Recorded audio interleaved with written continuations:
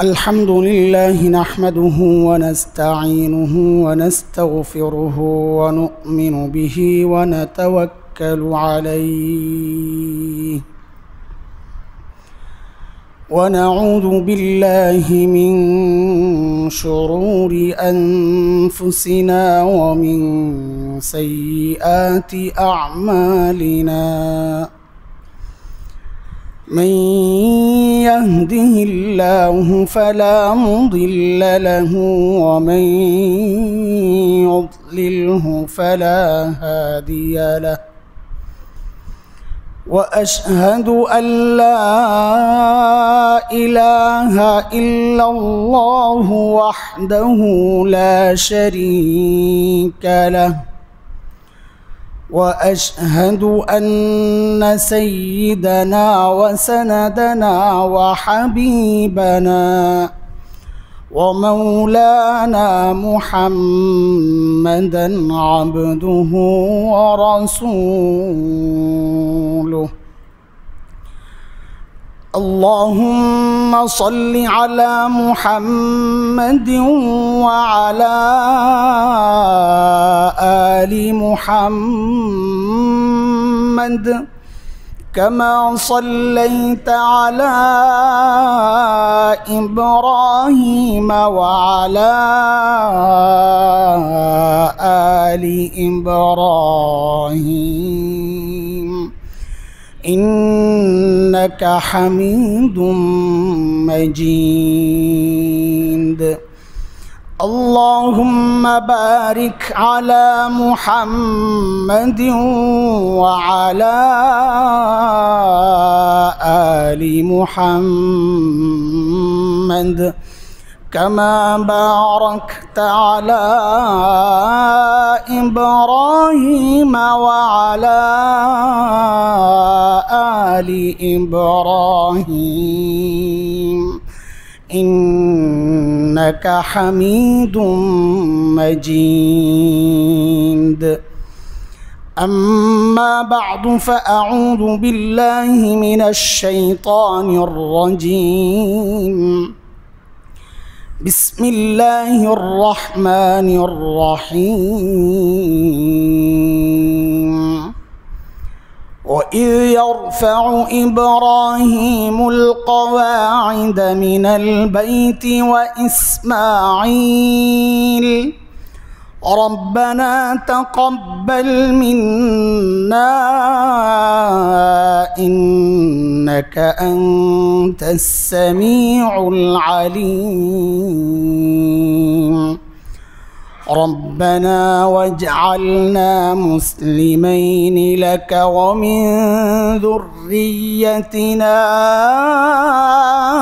أمة مسلمة لك وأرنا مناسكنا وتب علينا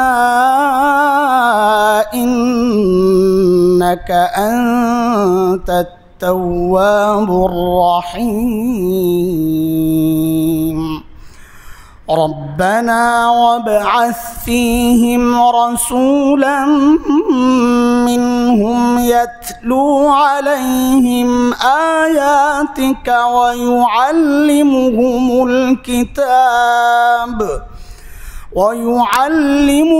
الكتاب والحكمة ويزكيهم إنك أنت العزيز الحكيم.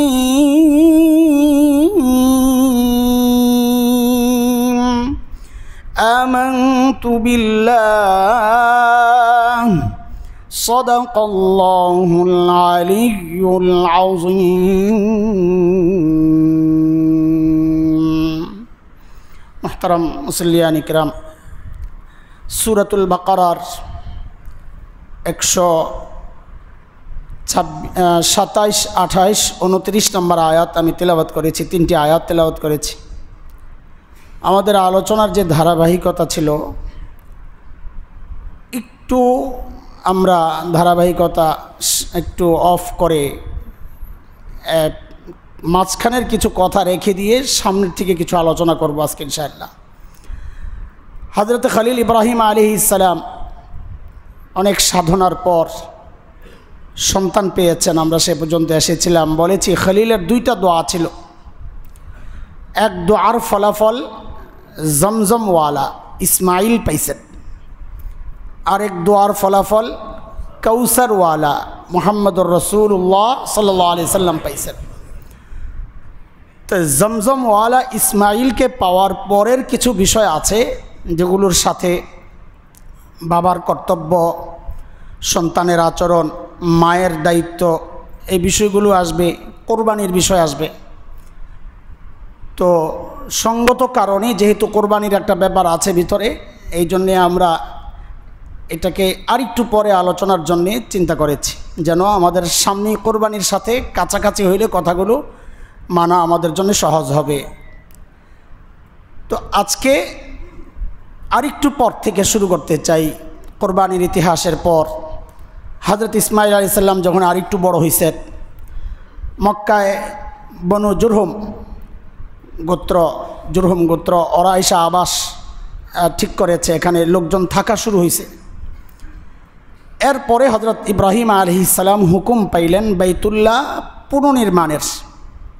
হযরত ইব্রাহিম আলাইহিস সালাম নিজে শুরুতে বাইতুল্লাহ নির্মাণ করেন নাই, শুরুতে ফেরেশতারা করেছেন, আদম আলাইহিস সালাম করেছেন, নূহ আলাইহিস সালামের বন্যায় ক্ষতিগ্রস্ত হয়েছে, পরবর্তীতে আবার বিভিন্ন কওমের হাত ধরে এরপরে যায় হযরত ইব্রাহিম আলাইহিস সালাতু ওয়াস সালাম পুনর্নির্মাণ করেছেন। আল্লাহ তাআলা দেখায়া দিয়েছেন ফেরেশতার মাধ্যমে, জিবরাইল আলাইহিস সালাম দেখায়া দিয়েছেন, ওই যে উঁচু জায়গাটা দেখা যায়, এই জায়গাকে কেন্দ্র করে একটা ঘর বানান হুকুম আসছে। ওই জায়গাটা হচ্ছে দুনিয়ার সর্বপ্রথম জায়গা। দুনিয়া পানি থেকে যখন আস্তে আস্তে ফেনা একসাথে হয়ে যখন ভূমির অস্তিত্ব শুরু হয়, সেই জায়গাটা হচ্ছে কাবা, যেখানে ঠিক ওইটাই দুনিয়ার সর্বপ্রথম জায়গা। এটা সর্বপ্রথম জায়গা এবং ওই জায়গায় দুনিয়ার সর্বপ্রথম ঘরও তৈরি হয়েছে। ইন্না আউয়ালা বাইত উদিআ লিন-নাস, যে মানুষের জন্য সর্বপ্রথম যে ঘর তৈরি হয়েছে আল্লাহ বলেন ওইটা হচ্ছে ওই বাইতুল্লাহ কাবাতুল মুকাররমা লাল্লাযী বিবাক্কাতা মুবারাকা। আল্লাহ তাআলা বলেন যে ঘর আমি মক্কায় তৈরি করিয়েছি মানুষের জন্য, যা বরকতের, হেদায়েতের। তো নানান সময় পাড়ি দিছে, এর উপর দিয়ে ঝড় গেছে, তুফান গেছে, বাস ধ্বংস হয়েছে, আবার উঠছে, চিহ্ন রয়ে গেছে। হযরত ইব্রাহিম আলাইহিস সালামকে জিবরাইল চিহ্ন দেখাইয়া দিয়েছেন, এর উপর ভিত্তি করে বাপ বেটা এখন ওই ঘর নির্মাণ শুরু করছে। ওই কথাটাই আল্লাহ তাআলা 127 নম্বর আয়াত সূরা বাকারায় আল্লাহ বলছেন, ওয়াইদ ইয়ারফাউ ইব্রাহিমুল কওয়াইদ মিনাল বাইত ওয়া ইসমাঈল। বাবা ইব্রাহিম এবং ইসমাইল যখন বাইতুল্লাহর ভিতগুলোকে উঁচু করতেছিলেন, ভিত তো দেওয়াই ছিল, এটাকে উপরের দিকে উঠাইতেছিলেন। হযরত ইসমাইল আলাইহিস সালাম পাথর আনতেছিলেন, হযরত ইব্রাহিম আলাইহিস সালাম গাঁথতেছিলেন। তো আস্তে আস্তে একটা পর্যায়ে যায় আর উঠতে পারেন না, তো ইসমাইল আলাইহিস সালাম একটা পাথর আইনা দিয়েছেন, বাবা এটার উপর দাঁড়ান। আল্লাহর কুদরত, যে ওই পাথরের উপর দাঁড়াইছে, পাথর অটোমেটিক যেই যতটুকু ওঠা দরকার অতটুকু উঠছে। ইব্রাহিম আলাইহিস সালাম ওখানে গাঁথনি দিয়েছেন, আবার পাথর সময় মতো নেমে গেছে। সেই পাথরটাই হচ্ছে আমরা কাবার পাশে যে গ্লাস ঘেরাও করা একটা পাথর দেখি, যাকে আমরা বলি মাকাম ইব্রাহিম। মাকাম মানে দাঁড়ানোর জায়গা, ইব্রাহিম আলাইহিস সালামের দাঁড়ানোর জায়গা। আল্লাহর কুদরতে ওই পাথরের মধ্যে হযরত ইব্রাহিম আলাইহিস সালামের পায়ের ছাপও আল্লাহ দিয়ে দিয়েছেন, এবং ওই পায়ের ছাপগুলো এখন আর আঙ্গুল নাই, শুধু দুইটা ছাপ দেখা যায়। আঙ্গুল কই গেল? ওই মানুষ হাত দিয়ে বরকত নিতে নিতে নিতে নিতে আঙ্গুল বরকতে খায়া ফেলছে, মানুষ হাতায়া এটাকে লেবেল বানায়া ফেলছে। তো এই জন্য এখন গ্লাস ঘেরাও করা, এখন আর কেউ ধরতে পারে না। বহু মানুষ এটাকে হাজরে আসওয়াদ মনে করে যায়, চুমা খায়, আমরা দেখেছি। তো যাই হোক, কাবা নির্মাণ শেষ। দেখেন এই যে কাজটা ইব্রাহিম আলাইহিস সালাম করতে পেরেছেন, আল্লাহর হুকুমটা মানতে পেরেছেন, এর জন্যে ওনাকে মূল্য কম দিতে হয় নাই, কোরবানি কম দিতে হয় নাই। সেই সুজলা সুফলা শামের যে অঞ্চল, দুনিয়ার মধ্যে অন্যতম ফসল ফল ফলাদির জন্যে, সব কিছুর জন্যেই, ব্যবসা বাণিজ্য, দুনিয়ার একটা মুখ এটা। আপনি এখন দেখেন না, ইউরোপিয়ানদের মুখ এটা। হ্যাঁ, আপনি তুরস্ক পার হইলে সিরিয়ার যে অঞ্চল, জর্ডান, সিরিয়া, ফিলিস্তিন, ইসরায়েল, সেটা আপনার আরবেরও মুখ, ওই পাশে ইউরোপের মুখ। আবার ওদিক দিয়ে আপনার যদি চীন, মধ্য এশিয়া, ইরাক এই সাইড ধরেন তো ওইটাও একটা মুখ। চারোদিক থেকে ওই জায়গায় আসার একটা জায়গা, ভূমধ্য সাগর, ওই পাশ থেকেও আসা, এদিক থেকেও যাওয়া, দারুণ একটা জায়গা হচ্ছে সিরিয়া। যার কারণে অধিকাংশ নবীকে আল্লাহ ওখানে পাঠাইছেন যেন তারা তাদের কাজগুলো সহজে চালাইতে পারেন। তো ইব্রাহিম আলাইহিস সালাম সেই চমৎকার জায়গা ছেড়ে দিয়ে আসলেন কোথায়? আসলেন কোথায়? পরিবারকে নিয়ে আসলেন কোথায়? কি পরীক্ষাটা দিছেন আল্লাহর বান্দা? কই আসছেন? নিজেই বলতেছেন, রব্বানা ইন্নী আসকানতু মিন যুররিয়াতি বিওয়াদিন, সূরা ইব্রাহিমে আসছে, রব্বানা ইন্নী আসকানতু মিন যুররিয়াতি বিওয়াদিন গায়রি যি যারা। আল্লাহ, আমার পরিবারকে এমন জায়গায় রেখে গেলাম, বৃক্ষলতাহীন, জলশূন্য, বালুকাময় জায়গা, মরু, পাহাড়, পাথর, পানি নাই, খাবার নাই, ফসল নাই, গাছগাছালি নাই, কিচ্ছু নাই। এত সুন্দর জায়গা ছেড়ে এইরকম মানুষ শূন্য, সুবিধা বঞ্চিত, সব যত মাইনাস দিক আছে সব আছে এখানে এনে রেখে গেলেন কার হুকুমে? যারা আল্লাহকে ভালোবাসেন, দুনিয়ার সুবিধা তাদের চিন্তা থাকে না, তাদের চিন্তা থাকে আল্লাহর হুকুম। আল্লাহ যা বলেন তা করা, এর নাম ইসলাম, এর নাম। পশ্চিমাদের এক চক্রান্তের মধ্যে আমরা প্রায় সবাই ডুবে আছি। পশ্চিমারা এক অর্থ আমাদেরকে গিলাইয়া দিছে, ইসলাম মানি শান্তির ধর্ম। ইসলাম মানি শান্তি, ইসলাম মানি, কাজে ইসলাম ধর্ম মানি শান্তির ধর্ম। শান্তির ধর্মে অশান্তির জিহাদ কেন? বুঝে আসছে না? গিলাইছে কি বুঝছে? গিলাইছে এটা আসলে অর্থ ওরাও জানে, ইসলামের অর্থ মূল এটা না। ওরাও জানে, আমাদের চেয়ে বেশি পড়ে ওরা ইসলাম নিয়ে, জানে। জানার পরও এই দূর একটা অর্থ, ইসলামের যদি 100 অর্থ থাকে তো শান্তির সিরিয়াল পড়বে 100 নম্বরে। শান্তির সিরিয়াল পড়বে কোথায়? তো 1, 2 বাদ দিয়ে 100 নম্বরটারে টাইনা না কেন গিলাইতে চায় হচ্ছে কারণ একটাই, জিহাদ। আতঙ্ক কাজ করছে কোন চা? জিহাদকে এত ভয় পায়। আহারে মুসলমান বুঝলো না জিহাদের কি দাম। খালি চুক্তি করতে চায়, খালি তালেবানদের মতো খালি ওটা খালি উচ্চারণ করেন। দেখেন চুক্তি ওরা নিজেরা এসে করবে। কাতারে আমরা দেখছি, বলে বাবা যা বলো তাই রাজি। বলে নাই আমেরিকা, যেভাবে বলো ওইভাবেই রাজি। কারণ কি? ইসলামের সম্মানের মুকুট যেটা আল্লাহ নবী বলেছেন সাল্লাল্লাহু আলাইহি সাল্লাম, সেটা ওরা দেখায়া দিছে। যাই হোক, এই অর্থ আমাদেরকে গিলাইয়া দিছে পশ্চিমারা। আমরাও বলি ইসলাম শান্তি, ইসলাম মানি শান্তি। দোস্ত, ইসলাম মানি শান্তি ঠিক, কিন্তু সিরিয়াল কয় নম্বরে? 1 নম্বর অর্থ মানি আল্লাহ রসুলের সামনে মাথা নত করা, মানি যা বলবে তাই মানার নাম ইসলাম। আল্লাহ যা বলেন তাই মানার নাম। হযরত ইব্রাহিম আলাইহিস সালাম কোরবানি করার আগে মুসলমান ছিলেন? কথা বলেন, মুসলমান ছিলেন না? মুশরিক ছিলেন নাকি? নাউজুবিল্লাহ, মুসলমান ছিলেন। ইসমাঈল আলাইহিস সালাম, অথচ ওই কোরবানির সময়ের যে বক্তব্যটা আল্লাহর সূরা সফফাতে আসছে, 100 নম্বর আয়াত থেকে পড়েন, তাফসির পড়েন, 100 থেকে পরবর্তী যে আয়াত পর্যন্ত চলে সূরা সফফাত, ইয়াসিন সূরার ঠিক পরের সূরাটা। ফালাম্মা আসলামা ওয়াতাল্লাহু লিল জাবিন, বাপ বেটা যখন ইসলাম কবুল করছে, এই নিয়ে অর্থ। আসলামা দ্বিবচন, ইসলাম থেকে ছেলে এবং বাবা এবং ছেলে মিলে যখন আসলামা, এখন ওরা বলবে শান্তি প্রতিষ্ঠা করেছে, অর্থ এটা না। এখানে অর্থ হচ্ছে বাপ ছেলে মিলে যখন আল্লাহর সিদ্ধান্তের সামনে নিজেদেরকে ঝুঁকায়া দিছে। একজন কোরবানি করতে চাচ্ছেন, একজন কোরবানি হতে চাচ্ছেন, এটা হচ্ছে আসলামা। কেন আল্লাহ বলেছেন? কোনো যুক্তি নাই, শয়তান যায়া যুক্তি দিছে। হ্যাঁ, হযরত হাজরার কাছে যায়া বলছে, শয়তান যখন দেখছে নবী আলাইহিস সালাম নিয়ে যাচ্ছেন, তো হযরত হাজরাকে যায়া বলতেছে, বাচ্চা কই, আপনার স্বামী কই? বলে আমাদের জন্য লাকড়ি কুড়াইতে গেছেন। লাকড়ি কুড়াইতে গেছেন? লাকড়ি কুড়াইতে গেছেন। জানেন কিছু? আপনার ছেলেরে কোরবানি করতে নিতেছে। তো হযরত হাজরা বলেন, আমার ছেলেকে তার বাবা আমার চেয়েও ভালোবাসেন। আমার ছেলেকে তার বাবা আমার চেয়েও ভালোবাসেন, এটা করবেন না, তিনি করতে পারেন না। তো শয়তান বলে করতেছে, আল্লাহ হুকুম করছে সেজন্য। তো হ্যাঁ তাইলে তো সমস্যা নাই, আল্লাহর হুকুম যদি হয় কোনো সমস্যা নাই। শয়তান দেখছে সর্বনাশ, কাজ তো হয় নাই। এবার যায় ইসমাইল আলাইহিস সালাম পিছনে, বাবা আগে, হ্যাঁ চলতেছে। যা জিজ্ঞেস করে কই যেতেছ? লাকড়ি কুড়াইতে। লাকড়ি কুড়াইতে জানো কিছু? তোমারে জবে কর। বলে আব্বা এই কাজ করতে পারে না। বলে আল্লাহর হুকুমে। তাহলে সমস্যা নাই। আরে কোন মুসিবতে বললাম, এটা কোন পরিবারের কাছে আসলাম আমি ধোকা দিতে।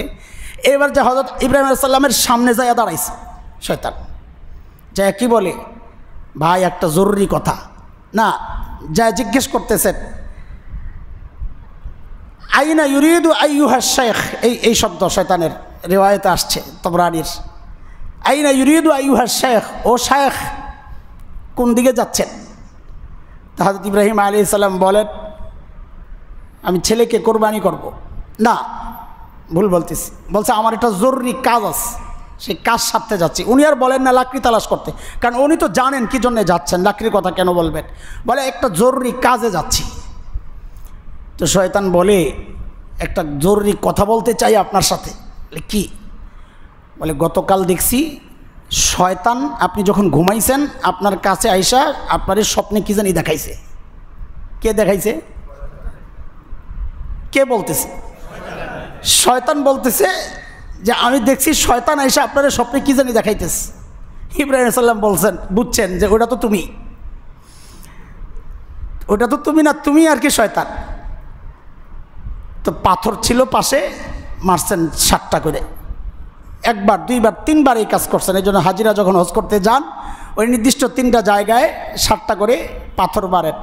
তো যাই হোক, এটা ভিন্ন হিসাব। হযরত ইব্রাহিম এবং ইসমাইল আলাইহিস সালাতু ওয়াস সালাম যখন আল্লাহর হুকুমে বাইতুল্লাহ বানালেন, কাজটা ছোট না বড়? খালি এতটুকু বলেন। এত বড় কোরবানি করে আসছেন, বিশাল কোরবানি করে আসছেন, কত ত্যাগ, কত ত্যাগ, কত ত্যাগ, সুবহানাল্লাহ। তো মনের মধ্যে একটা ভাব আমার তো আসতো যে আল্লাহ তাআলা তো আমার উপর এবার খুশি হয়ে যাবেন, আল্লাহ যা চাইছেন আমি তাই করছি। কোরবানি দিয়েছি, আল্লাহ চাইছেন। বাড়িঘর ছেড়েছি, আল্লাহ চাইছেন। সন্তান হয় না হয়েছে, আল্লাহ চাইছেন সন্তানকে দূরে রেখে আসছি, বিবিকে দূরে রেখে আসছি। আল্লাহ যা চাইছেন আমি তাই তো করছি। ইবাদত করতে পারলে মনে আনন্দ লাগা, এটা ঈমানের নূর, এটা ঈমানের লক্ষণ। এটা গুনাহ করলে খারাপ লাগা, এটা ঈমানের লক্ষণ। ইবাদত করলে আনন্দ লাগা, এটা ঈমানের লক্ষণ। তো স্বাভাবিক, এটা ভালো কিছু কাজ করলে দিলের মধ্যে আনন্দ লাগারই কথা।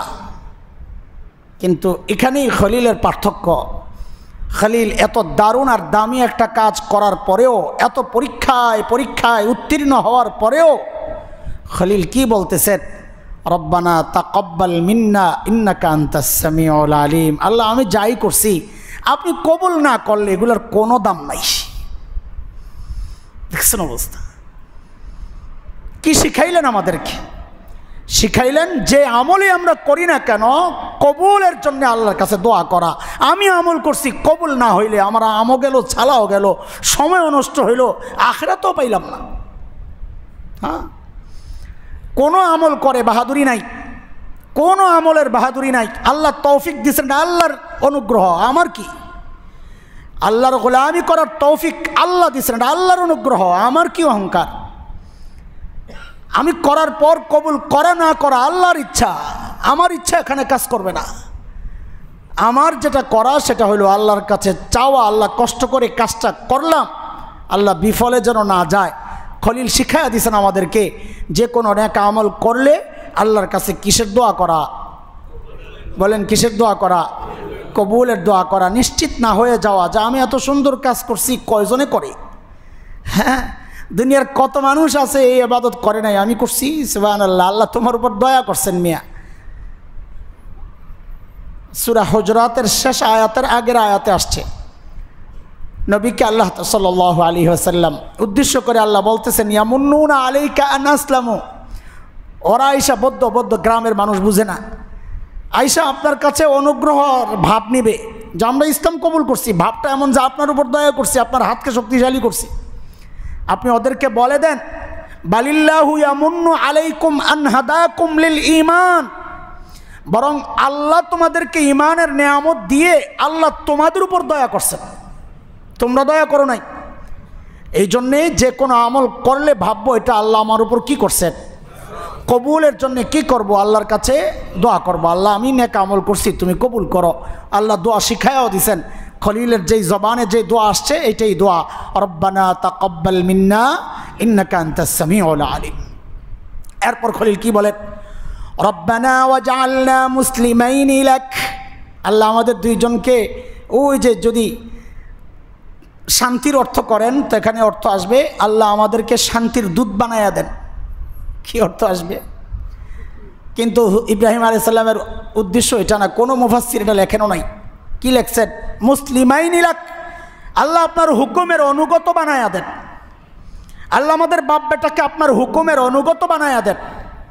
আমাদের কেন শুধু, অমিন যুররিয়াতিনা উম্মাতাম মুসলিমাতাল লাক, আমাদের পরিবার থেকেও একটা দল আপনার অনুগত আপনি হিসাবে কবুল করেন।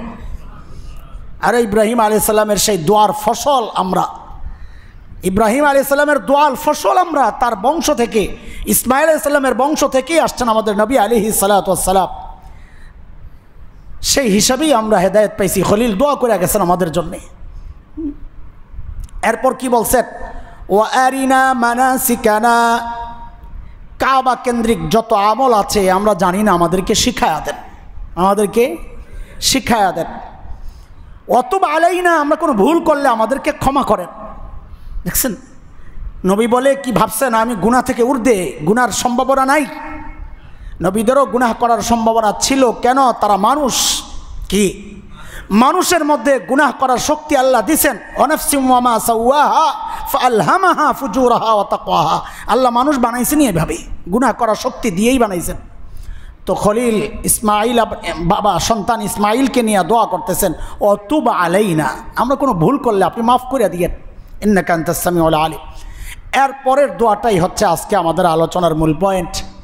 দেখেন সন্তানের জন্য একজন বাবা হিসাবে কি কি জিনিস প্রত্যাশা করতে পারেন, করা উচিত, খলিল শিখায়া দিয়েছেন। কেউ যদি নিজেকে মুসলমান দাবি করে, এই মুসলমান নামটা দিছেন কে? কে দিছেন? আল্লাহ মঞ্জুরি দিছেন। প্রস্তাব পাঠাইছেন কে? ইব্রাহিম আলাইহিস সালাম। বলেন, প্রস্তাব দিছেন? হ্যাঁ, মিল্লাতা আবিকুম ইব্রাহিম ওয়া সাম্মাকুমুল মুসলিমিন।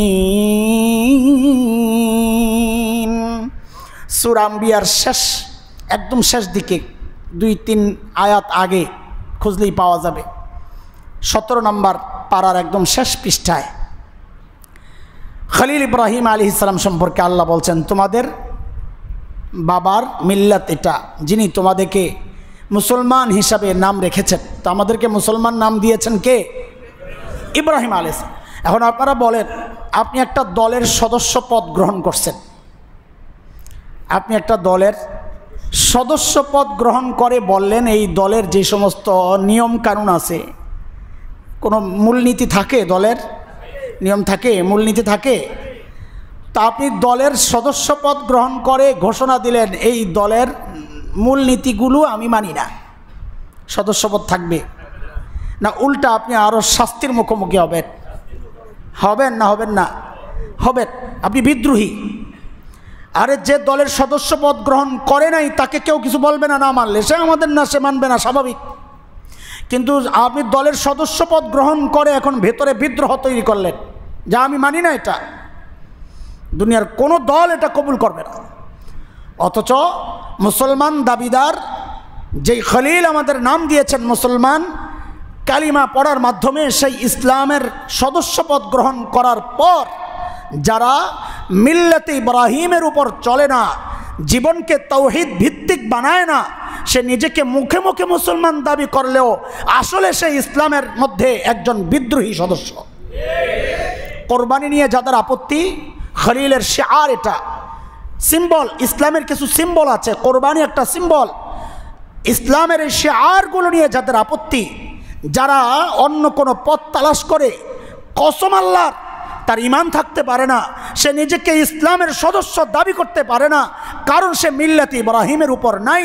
ইসলাম নামটা দিয়েছেন যিনি, তার আদর্শের উপর কেউ না থাকলে সে মুসলমান হইতে পারে না। হিসাব সোজা। খলিল দোয়া করছেন, দোয়ার মধ্যে খলিল তার সন্তানদের জন্য ইবাদতের ঘর তো বানাইছেন। বাইতুল্লাহ কিসের ঘর? থাকার ঘর না ইবাদতের ঘর?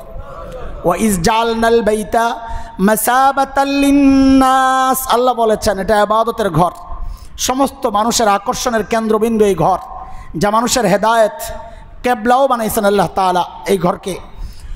তো বানায়া খলিল নিজের পরিবারের চিন্তা করছেন যে বাইতুল্লাহ তো বানালাম, এখন এটাকে আবাদ করা লাগবে না?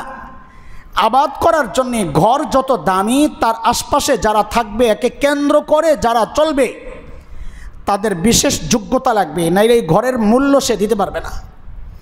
এই ঘরের মূল্য দিতে হইলে তাকে যোগ্য হওয়া লাগবে। সেই যোগ্য হওয়ার জন্যে খলিল আল্লাহর কাছে একটা সিলেবাস খসড়া হিসাবে পেশ করেছেন। খসড়া সিলেবাস এটা। বলেন, কাবা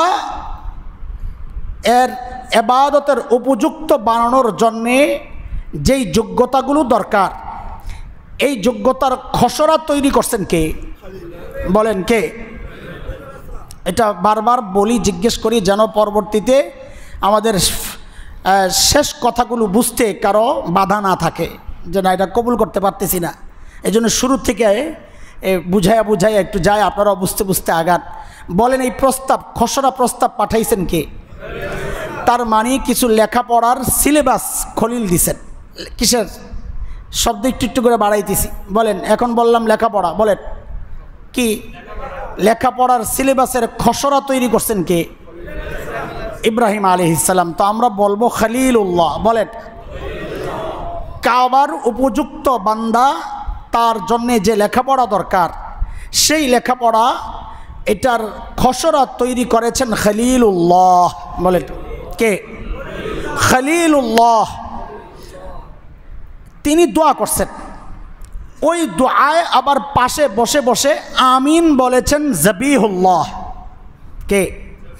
জবিহুল্লাহ মানে হচ্ছেন ইসমাঈল আলাইহিস সালাতু ওয়াস সালাম। আল্লাহর রাস্তায় জবেহের জন্য নির্ধারিত, কিন্তু আল্লাহ জবেহ কবুল করছেন, আর জবে হয় নাই, তাকে বলা হয় জবিহুল্লাহ। তাইলে দোয়ায় খসড়ায় সুপারিশ করছেন, আমরা বলি সুপারিশ করছেন। দোয়ার আমিন বলছেন মানে কি? সুপারিশ করছেন। তো আবারও জিজ্ঞেস করি, খসড়া তৈরি করেছেন কে? সুপারিশ করেছেন কে?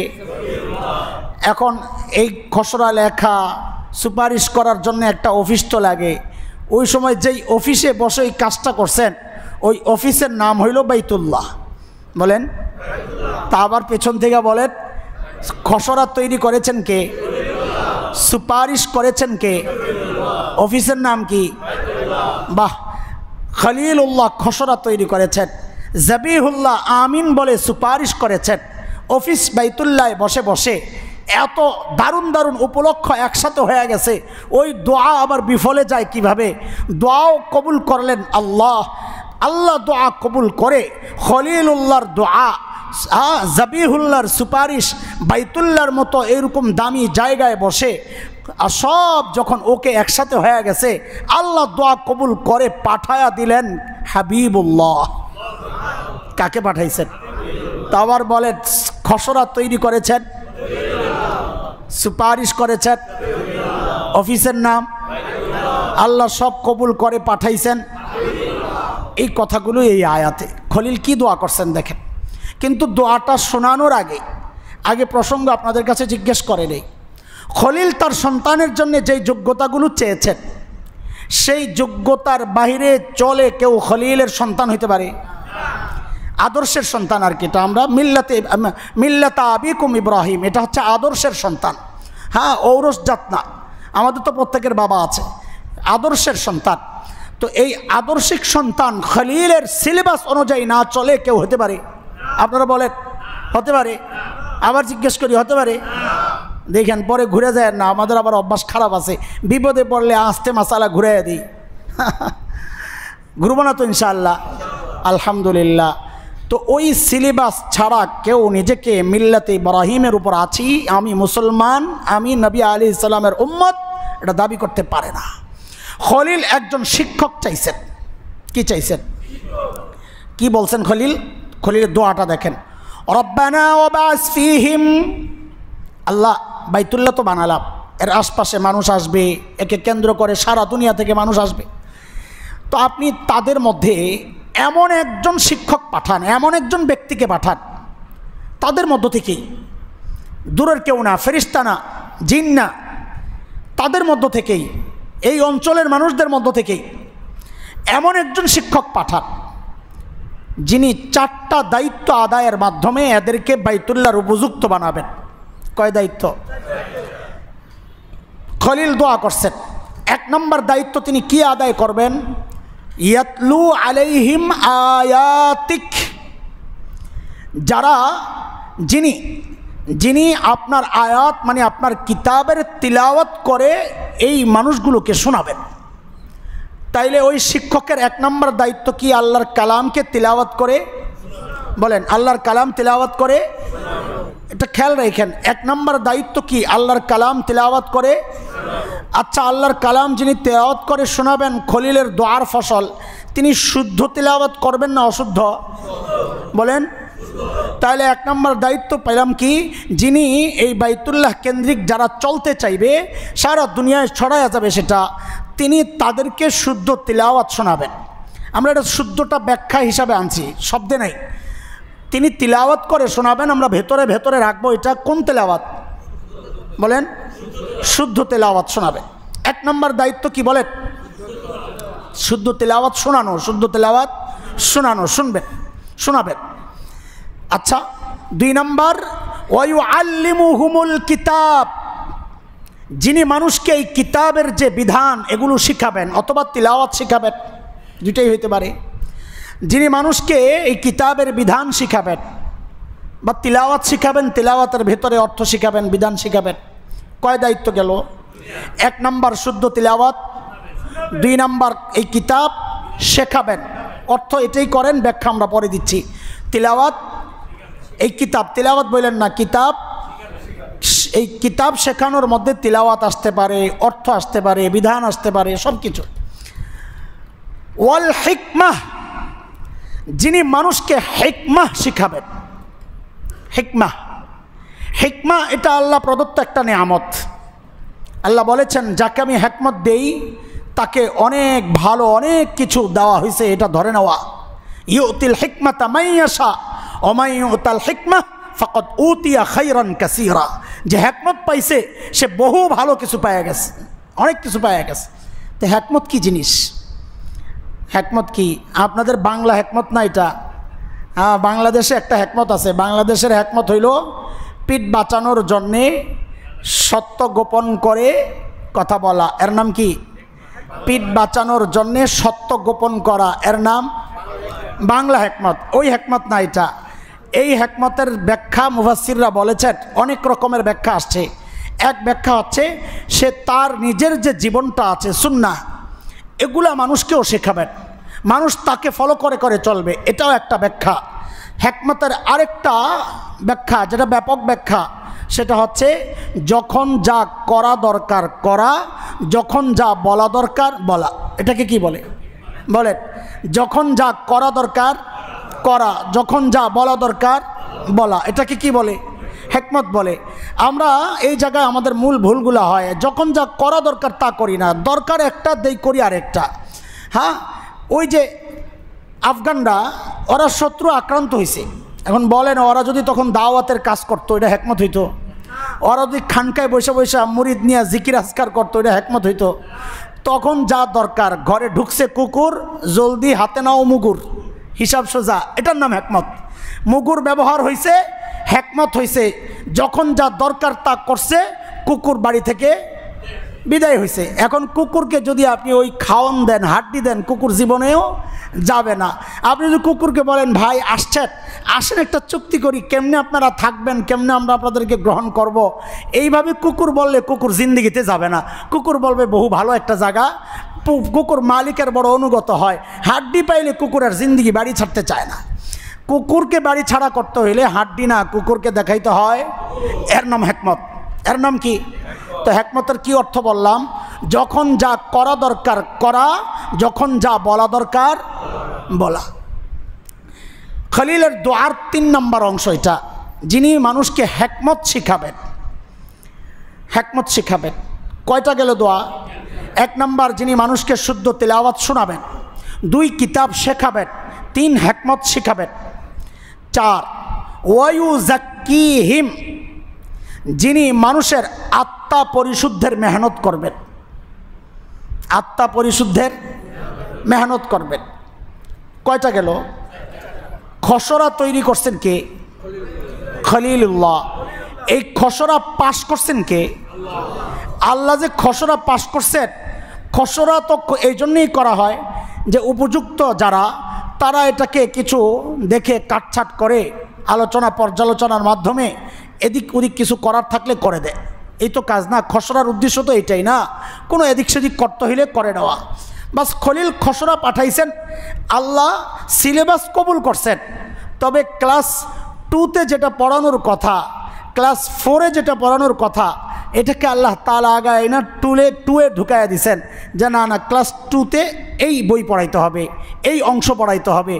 এই একটু পরিবর্তন করে আল্লাহ দোয়া কবুল করে। আল্লাহ বলতেছেন যেটা, সেটা 2 জায়গায় আসছে। সূরা জুমআয় আসছে এক জায়গায়, আরেকটা আসছে সূরা আলে ইমরানে আয়াত 164। আল্লাহ বলতেছেন, লাকাদ মান্নাল্লাহু আলাল মুমিনিনা إذ بعث فيهم رسولا من أنفسهم يتلو عليهم آياته ويزكيهم ويعلمهم الكتاب والحكمة وإن كانوا من قبل لفي ضلال مبين।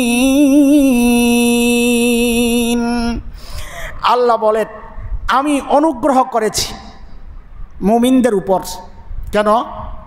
যে তাদের মধ্য থেকে একজন রসুল পাঠাইছি, একজন রসুল পাঠাইছি। সেই রসুল তিনি 4টা কাজ করেছেন। কয় কাজ? 1 নম্বর, ইয়াতলু আলাইহিম আয়াতিহি যিনি মানুষকে আমার আয়াত, আল্লাহর আয়াতকে, কিতাবকে তিলাওয়াত করে শোনাইছেন, তিনি এই কাজ করছেন। 2 নম্বর ছিল, আপনাদের মনে থাকবে কিনা, খসড়ায় 2 নম্বরে ছিল কিতাব শিখাইছেন। আল্লাহ কিতাব শেখানোটাকে পরে নিয়ে গেছেন।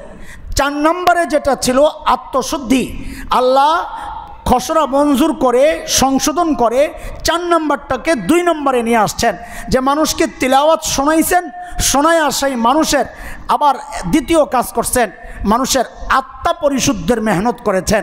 তার মানে 4 নম্বরটাকে আল্লাহ মঞ্জুর করছেন কয় নম্বরে এনে? কারণ আল্লাহ জানেন যে যদি আত্মা পরিশুদ্ধ না হয় তাইলে কিতাব শিখবে কিন্তু এটা দ্বারা উল্টাপাল্টা কাজ করবে। দিল যদি সাফ না থাকে, এলেম পাইলেও তার দ্বারা এলেমের ক্ষতি হয়, দ্বীনের ক্ষতি হয়। আমরা দেখেছি যদি দিল পরিশুদ্ধ না হয়, দিল যদি ভালো না থাকে, সে তাবলিগে গেলেও ফিতনা হয়ে যায়, সে মাদ্রাসায় পড়লেও ফিতনা হয়ে যায়, সে রাজনীতি করলেও ফিতনা হয়ে যায়। দ্বীনের যতগুলো জায়গা আছে, ক্ষেত্র আছে কাজের, সে যেখানে যাবে ওখানে যায় গন্ডগোল লাগাইয়া দিবে, কারণ দিল ঠিক নাই।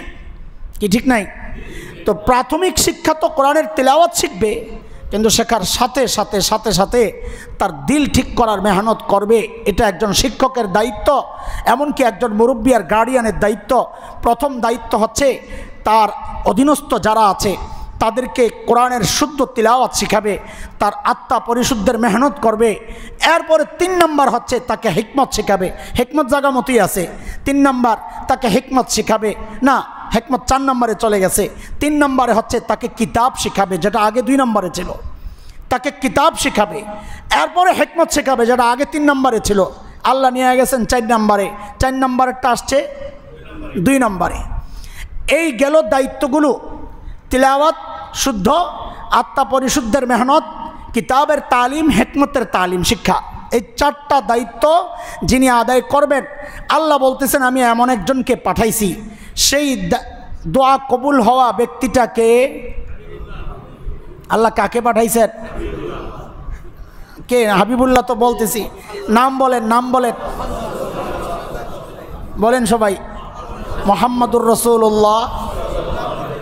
সূক্ষ্ম একটা কথা বলি, সূক্ষ্ম কথা, এই কথা না বোঝার কারণে অনেক গণ্ডগোল লাগায় কেউ কেউ। সেটা হলো খলিলের দোয়ার উদ্দেশ্য যে মুহাম্মাদুর রাসূলুল্লাহ, কেমনে বুঝলাম? খলিলের পরে তো আরও কত নবী আসছেন। হযরত মূসা খলিলের আগে না পড়ে? বলেন না, অনেক পড়ে। হযরত ঈসা, জাকারিয়া, ইয়াহইয়া, বলেন দাউদ, ইউসুফ, সব অনেক পড়ে, অনেক পড়ে। হযরত ইউসুফের দাদা ইসহাক আলাইহিস সালাম, ইসহাক আলাইহিস সালামের বাবা খলিল আলাইহিস সালাম, কত পড়ে। এরপর ইসহাক আলাইহিস সালাম আছেন, ইয়াকুব আলাইহিস সালাম আছেন, নিজের সন্তান ইসমাইল আলাইহিস সালাম আছেন। হ্যাঁ, তার বংশে হাজার হাজার নবী আসছে। হযরত ইসহাক আলাইহিস সালাম, বনি ইসরাইল যে বলে, এই ইসরাইল মানে কি? ইয়াকুব। ইসরাইল এটা ইব্রানি হিব্রু ভাষার শব্দ, হিব্রু। ইসরাইল মানে আব্দুল্লাহ, আরবিতে আব্দুল্লাহ মানে আল্লাহর বান্দা, আর হিব্রু ভাষায় বলে ইসরাইল। এটা হযরত ইয়াকুব আলাইহিস সালামের নাম। ইয়াকুব এটা তার উপনাম, উপনাম না, তার উপাধি। ইয়াকুব উপাধি। হ্যাঁ, আর ইসরাইল হইল তার আসল নাম। বনি ইসরাইল মানে ইয়াকুব আলাইহিস সালামের সন্তান যারা, তারা ইহুদি বনি ইসরাইলের একটা শাখা। হযরতে মূসা আলাইহিস সালামের সাথে যারা ময়দানে তিহ পাড়ি দিয়েছেন, মিশর ছেড়ে যারা সিরিয়ার দিকে আগাইছে, মানে ময়দানে তিহ পার হয়েছে, তারা হচ্ছে ইহুদি। বা হযরত ইয়াকুব আলাইহিস সালামের এক সন্তান ইহুদার সন্তান যারা, অনেক রকমের মত আছে। যাই হোক, তো হযরত ইয়াকুব আলাইহিস সালামের পর হাজার হাজার নবী আসছে। তো আমরা কেমনে বুঝবো যে খলিল ইব্রাহিমের দোয়ার ফসল হচ্ছে মুহাম্মদুর রাসূলুল্লাহ সাল্লাল্লাহু আলাইহি সাল্লাম? এটা কেমনে বুঝলাম? বুঝার হিসাব খুব সোজা। সেটা হচ্ছে, প্রথম দায়িত্ব কি আদায় করবেন? কিতাবের, বলেন, আসমানি যত কিতাব আছে, কোন কিতাবের তিলাওয়াতের সিস্টেম ছিল না কোরআন ছাড়া। বলেন, কোরআন ছাড়া কোনো আসমানি কিতাবের তিলাওয়াতের সিস্টেম ছিল না। কেন? ওটাও তো প্রশ্ন, কেন? কারণ হচ্ছে, অন্য সমস্ত আসমানি কিতাবের আসছে বিধান, শব্দগুলো আল্লাহর না। আল্লাহ বিধান পাঠাইছেন, এগুলো দুনিয়ায় অটোমেটিক লেখা হয়ে গেছে। আর কোরআন এমন এক কিতাব, যার কারণে কোরআনকে বলা হয় আরেক নামে কালামুল্লাহ। কি বলা হয়? অন্য আসমানি কিতাবকে কালামুল্লাহ বলা হয় না, বলা হয় কিতাবুল্লাহ। কিতাব মানে মাকতুব, লিখিত। অন্য সমস্ত আসমানি কিতাব আসছে লিখিত। কোরআন কিতাবুল্লাহ, আবার কালামুল্লাহ। কালামুল্লাহ মানে আল্লাহর কথা। কোরআনের শব্দগুলো আল্লাহর, বিধানও আল্লাহর। এই জন্যে শব্দ, অন্য কিতাবের শব্দ পড়ার মধ্যে কোনো মূল্য নাই, কারণ শব্দ তো আল্লাহর না, বিধান আল্লাহর। কোরআনের শব্দ পড়াতেও মূল্য আছে, কারণ কোরআনের বিধানও আল্লাহর, শব্দও আল্লাহর। এর কারণে ওই মাসালা চলে আসছে যে শুধু একমাত্র কিতাব দুনিয়ায়, একমাত্র বই, সেটা আসমানি হোক আর দুনিয়ার কিতাব হোক, বই হোক, একমাত্র কিতাব যার শব্দ অর্থ না বুঝে পড়লেও সওয়াব হয়, এটা হচ্ছে কোরআন। একটা অক্ষর পড়লে 10টা নেকি হয়। বলে অর্থ না বুঝলে, বলে অর্থ না বুঝলেও সওয়াব হয়। বলে এটা কেমন কথা? দুনিয়ার কোনো বই তো অর্থ না বুঝে পড়লে দাম নাই। বলে কারণ দুনিয়ার কোনো বই আর কোরআন এক জিনিস না। এই পার্থক্য যে বুঝে না, সে ওই মাসালায় গন্ডগোল লাগায়। হিসাব সোজা। কত গালি এই মাসালা বুঝাইতে যায় আমাদের শুনতে হয়। আধুনিক সমাজ মানুষকে কোরআনের অর্থসহ পড়াবে, তাফসির পড়াবে। আরে মানা করছে কে? সারা জিন্দিগি তো এই কাজই করতেছি, তাফসির পড়াইতেছি, পড়ছি, পড়াইতেছি, কাজই তো আমাদের এটা। মানা করছে কে? কিন্তু গোড়ায় ভুল কেন করবা? কোরআনকে তুমি অন্য কিতাবের সাথে কেন মিলাবা? এটা হীনমন্যতার লক্ষণ, কোরআনের মর্যাদা না বুঝার কারণ। আমার কোরআন অন্য আসমানি কিতাবের মতো না, দুনিয়ার বই তো দূরের কথা। আমার কোরআন কোনো আসমানি কিতাবের মতো না। আমার কোরআন তো আল্লাহর নিজের বলা শব্দ, বিধানও আল্লাহর, শব্দও আল্লাহর।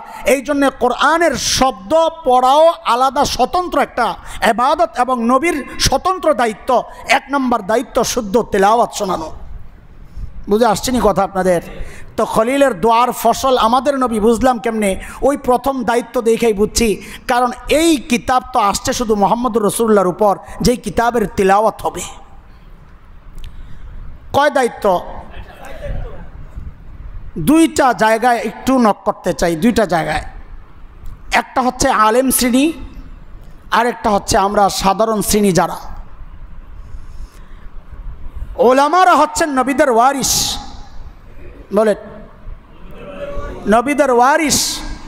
নবী আলাইহিস সালাম বলেছেন, ইন্নাল উলামা ওয়ারাসাতুল আম্বিয়া ওয়া ইন্নাল আম্বিয়া লাম ইউওয়ারিসু দিনারান ওয়ালা দিরহামা ওয়া ইন্নামা ওয়ারাসুল ইলম ফামান আখাযাহু আখাযা বিহাজ্জিন ওয়াফির। ওলামারা হচ্ছেন নবীর ওয়ারিস। নবীরা মাল সম্পদের মিরাস কাউকে দিয়া যান নাই। নবীদের কোনো মাল সম্পদের মিরাস নাই। নবীদের মাল সম্পদের কোনো মিরাস নাই। শিয়ারা হযরত আবু বকর, হযরত ওমর, ওসমানকে গালি তো এই জন্যই দেয় যে ওই যে তবুকের কিছু অংশ জমিন এবং বনু কুরাইজা থেকে পাওয়া কিছু সম্পদ, এগুলা তাকসিমের ব্যাপারে, বন্টনের ব্যাপারে আয়সা আবু বকরকে খুব প্রেশার দিছে। আম্মা হযরতে ফাতেমা চাইছেন, হযরতে আলী চাইছেন, আব্বাস রাদিয়াল্লাহু আনহুমরা চাইছেন। তো নবী আলাইহিস সালাম এগুলা নবী তো দেন নাই, পরবর্তী যারা তারাও দেন নাই। তো ওনারা মিরাস চাইছেন। হযরত আবু বকর বলছেন, নবী বলছেন নবীরা মিরাস দেন না, নবীদের কোনো মিরাস হয় না, আমি নিজে শুনছি। এইটা নিয়েই শিয়াদের মধ্যে শিয়ারা অভিযোগের তীর লাগাইয়া দিছে যে তারা হযরতে ফাতেমার উপর জুলুম করছে আবু বকর, নাউযুবিল্লাহি মিন যালিক। আল্লাহ, ঠিক আছে, এটা ভিন্ন আলোচনা, যদি আশুরায় মনে থাকে এই আলোচনা করবো ইনশাআল্লাহ তাআলা বাদ। তো নবীরা মিরাস রেখে যান সম্পদের না, নবীরা মিরাস রেখে যান ইলমের। কিসের? উলামায়ে কেরাম হচ্ছেন নবীদের ইলমের মিরাস, ওয়ারিস, ইলমের ওয়ারিস। নবীরা ইলম রেখে গেছেন। সমস্ত নবী, নির্দিষ্ট কোনো খাস নবী না, সমস্ত নবী মিরাস রেখে গেছেন ইলমের, আসমানি ইলম। ওলামারা সেই ইলম নিজেরা শিখছেন। নবীদের যেমন দায়িত্ব ছিল ওই ইলম মানুষের কাছে পৌঁছায়া দেওয়া, উম্মতের ওয়ারিস ওলামাদেরও দায়িত্ব মানুষের কাছে ওই ইলম পৌঁছায়া দেওয়া। এই জায়গায় অনেকের শুনলে কষ্ট লাগবে, যেটা সত্য এটা বলা আমার জিম্মাদারি। কারো কষ্ট লাগলো এটা তো আমার জানার বিষয় না, চিন্তারও বিষয় না। কষ্ট লাগলে আপনি কষ্টের কাজটা ছেড়ে দেন, আপনারও কষ্ট লাগবে না, আমারও বলতে খারাপ লাগবে না। সেটা হচ্ছে কোনো আলেম যদি নবীদের এই 4 দায়িত্ব আদায় না করে, সে নিজেকে ওয়ারাসাতুল আম্বিয়া দাবি করতে পারবে না। হিসাব সোজা। কেউ শুদ্ধ তিলাওয়াত জানে না, যদি তিলাওয়াত অশুদ্ধ পড়ে তাইলে সে ওয়ারাসাতুল আম্বিয়া হওয়ার যোগ্যতা রাখে না। এটা আপনি এই ক্যাটাগরিতে দুনিয়ার যত ভণ্ডপীর আছে সবগুলারে ফালাই দিতে পারবেন। এই এক ক্যাটাগরিতে একটা লাগাই দিবেন সাইনবোর্ড, কি তুমি ওয়ারাসাতুল আম্বিয়া, আচ্ছা আসো, সাইনবোর্ড নাম্বার 1 দেখায়া দেন, আছে যোগ্যতা। বলে কি? ইয়াতলু আলাইহিম আয়াতিক, আল্লাহর কালামের তেলাওয়াত। এই জন্য আপনার করে ওইটা বারবার বলাইছি, কোন তেলাওয়াত দেখছেন কাজে লাগছে? আগে যে বইলে আসছি তাফসিরের কথা, কোন তেলাওয়াত? শুদ্ধ তেলাওয়াত আছে তোমার। এখন এটা বললেই দেখবেন কেমন কেমন করে। দুনিয়ায় বহু পণ্ডিত পাবেন, তার পাণ্ডিত্য, তার বক্তব্য, তার রেফারেন্স, তার বাপ রে বাপ, কত বড় আলেম, সুবহানাল্লাহ। দোস্ত, তিলাওয়াত যদি শুদ্ধ করে পড়তে না পারে, সে যত বড় পণ্ডিত হোক, তাকে অন্তত ওয়ারাসাতুল আম্বিয়া বলা যাবে না। হিসাব সোজা। তাইলে আলেম যদি হয়, প্রথম শর্ত হচ্ছে তাকে শুদ্ধ তেলাওয়াত নিজে জানতে হবে, তারপরে না শুদ্ধ তেলাওয়াত পড়বে। আলহামদুলিল্লাহ, আল্লাহ শুকর, বাংলাদেশে দ্বীনের বহু মার্কাজ আছে, বহু মার্কাজ, দ্বীনের মার্কাজ। সেগুলো রাজনৈতিক লেভেলে হোক, দাওয়াত তাবলীগের লেভেলে হোক, তাসাউফের লাইনে যারা মেহনত করতেছে, খানকাওয়ালারা হোক, হ্যাঁ, সব জায়গা থেকে সবচেয়ে বেশি শুদ্ধ তেলাওয়াতের চর্চা হয় মাদ্রাসায়। এই জন্যে নবীদের ওয়ারিস তৈরি হয় মাজারে না, কোনো পীরের দরবারে না, কোনো মার্কাজে না। প্রকৃত ওয়ারাসাতুল আম্বিয়া তৈরি হয় মাদ্রাসায়। এটা কারো খারাপ লাগলেও সত্য, ভালো লাগলেও সত্য, এটাই বাস্তব। দুনিয়ার কোথাও এই পাবেন না এমন মাদ্রাসাওয়ালারা, বিশেষত বাংলাদেশের জন্যে কওমি মাদ্রাসা। এটা বললে অনেকের কষ্ট লাগবে, কষ্ট নিয়েন না। আমরা কাউকে তাচ্ছিল্য আর খাটো করার জন্য বলছি না, বাস্তবতা। বাস্তবতা আমাদের যত শিক্ষা ব্যবস্থা আছে, ইউনিভার্সিটি বলেন, কলেজ বলেন, স্কুল বলেন, আলিয়া মাদ্রাসা বলেন, আপনি বলেন, আপনারা নিজের থেকেই বলেন, সত্য গোপন করেন না। সবচেয়ে বেশি শুদ্ধ তেলাওয়াতের চর্চা হয় কওমি মাদ্রাসাগুলোতে, সবচেয়ে বেশি। আপনি স্বীকার করেন আর না করেন, আমাদের কিছু যায় আসে না, এটাই বাস্তবতা। হ্যাঁ, আমরা অস্বীকার করছি না, বাংলাদেশের বহু ভালো ভালো আলিয়া মাদ্রাসা আছে যেগুলোতে শুদ্ধ তিলাওয়াতের চর্চা হয়। তারা খুব মেহনত করতেছেন, তারা বুঝতেছেন তাদের দুর্বলতা। হ্যাঁ, তারা আমাদের কাছেও অনেকে বলেছেন, ভাই আমাদের এটা দুর্বলতা, আমরা চেষ্টা করতেছি। তারা যারা শুদ্ধ পড়ে যায় না, দেখেন তারা ওই কওমি মাদ্রাসায় হেফজো পড়ে তারপরে যায় আলিয়ায় ভর্তি হয়েছে। আলহামদুলিল্লাহ, এটা আমাদের, আমরা এটা অহংকার হিসাবে বলছি না, এটা অহংকার হিসাবে বলছি না, এটা নেয়ামতের প্রকাশ। ও আম্মা বিনিয়ামতি রব্বিকা ফাহাদ্দিস, আল্লাহ বলেছেন, আল্লাহ যে নেয়ামত দেন সেটা প্রকাশ করতে নবীকে। হ্যাঁ, ইন্নাল্লাহা ইউহিব্বু আইয়ারা আসরা নিয়ামাতিহি আলা আবদি, হাদিস। আল্লাহ নবী বলেন, আল্লাহ চান আল্লাহ বান্দাকে যে নেয়ামত দিয়েছেন বান্দা সেটা প্রকাশ করুক, এটা আল্লাহ চান। সেই হিসাবে বলতেছি, নেয়ামতের প্রকাশ হিসাবে বলতেছি। যাই হোক, কেউ আলেম দাবি করবে শুদ্ধ তেলাওয়াত করতে পারবে না, সে যেই হুজুরই হোক, বড় পেটওয়ালা হুজুর হোক, লাফানোওয়ালা আমাদের তাহিরি হুজুর হোক, যেই খানকার হুজুর হোক, যেই হোক, আমরা কাউ খাস করতে চাই না, যেই হোক, এক নম্বর ক্যাটাগরিতে যদি না পাশ করে তো পরের যা যোগ্যতা থাকুক না থাকুক, ভাই তুমি তো 1 ক্লাস 1ই ফেল, আর মেট্রিকের কী সার্টিফিকেট দেখাইবা, জাগা মতোই তো ফেল। বুঝে আসছে কথা? 2 নাম্বার, আহারে সময় তো আমার 2 নাম্বার, আমারে 5 নাম্বার দেখাই দিছে সময়। ঠিক আছে, অসুবিধা, আমরা কথা শেষ করে ফেলবো, মানে শেষ না, আজকের মতো শেষ, কারণ এটা জরুরি বিষয়। এই বিষয়গুলো আমরা না বুঝার কারণে আমরা মাদ্রাসায় পড়ুয়াদেরকে পশ্চাৎপদ মনে করি, নিজে পিছায় আছি ওই চিন্তা নাই, উল্টা মাদ্রাসাওয়ালাদেরকে আমরা মনে করি এরা সমাজের বহু দূরে চলে গেছে, এরা গাইয়া খেয়াত, এরা সেকেলে, নিজে সেকেলে হয়ে বসে আছি, নিজে আখিরাতের সম্পদ ধ্বংস করতেছি, নিজের আখিরাত ধ্বংস করতেছি, আর মনে মনে ভাবি আমি তো উচ্চ শিক্ষায় শিক্ষিত। হ্যাঁ, এটা একটা আমাদের একটা ধোকা। যেই শিক্ষা ব্যবস্থা, আমি আপনাদের শিক্ষা ব্যবস্থাকে খাটো করছি না, এটা নিয়ে আবার কেউ আমার উপর খেপে যায় না, বাস্তবতা স্বীকার করেন। যেই শিক্ষা ব্যবস্থা আসছে উপর থেকে, ওইটা উচ্চ শিক্ষা না, যেটা জমিনে তৈরি হয়েছে এটা উচ্চ শিক্ষা। বলতেও আপনাদের কষ্ট লাগবে, তাই না? হ্যাঁ, এটাই তো বাস্তবতা। অথচ আমরা কোরআনী শিক্ষার সাথে কারো সম্পৃক্ততা নাই। শুদ্ধ তেলাওয়াত তো দূরের কথা, নামাজের সূরাগুলা শুদ্ধ করে পড়তে পারি না, নিজেকে অনেক বড় শিক্ষিত ভাবি। কোরআন শুদ্ধ করে পড়তে পারে না যে, সে নিজেকে যাই ভাবুক, আল্লাহর কথায়, খলিল ইব্রাহিমের কথায়, আমার নবীর কথায় দায়িত্বে বোঝা যায়, সে নিজেকে যত বড় শিক্ষিতই ভাবুক না কেন, আল্লাহর খাতায় সে আস্ত একটা মূর্খ। এটা স্পষ্ট কথা। আপনি কষ্ট পান, আমার মাফ করে দিয়ে, কিন্তু বাস্তবতা স্বীকার করেন। শুদ্ধ তিলাওয়াত পারবে না, সে কিসের শিক্ষিত? আল্লাহর কালাম শুদ্ধ করে পড়তে পারে না, সে কিসের শিক্ষিত? সে জাগতিক শিক্ষায় শিক্ষিত হয়েছে, কিন্তু আল্লাহর খাতায় সে শিক্ষিত না, জমিনে সে শিক্ষিত, আল্লাহর কাছে সে শিক্ষিত না। আল্লাহর কাছে শিক্ষিত হচ্ছে হক্কানি আলেম ওলামারা, যারা ওয়ারাসাতুল আম্বিয়া হিসাবে নবীর যোগ্যতাগুলা নিজেরাও অর্জন করেছেন, নবীর দায়িত্ব হিসাবে মানুষের কাছেও সেগুলা ছড়াইতেছেন। তারা হচ্ছেন সত্যিকার শিক্ষিত, আল্লাহ শিক্ষিত। আমাদেরকে আল্লাহ তাআলা রাগ না করে সহিটা বুঝার, উপলব্ধি করার তৌফিক দান করেন। কথা এই পর্যন্ত রয়ে গেল, শেষ করলাম না। ইনশাআল্লাহ আগামী সপ্তাহে চাহে তো এই জরুরি কথাটা শেষ করবো ইনশাআল্লাহ তাআলা। সে পর্যন্ত আল্লাহ আমাদের সবাইকে ভালো রাখেন। আমিন ওয়া আখিরু দাওয়ানা আলহামদুলিল্লাহি রাব্বিল আলামিন।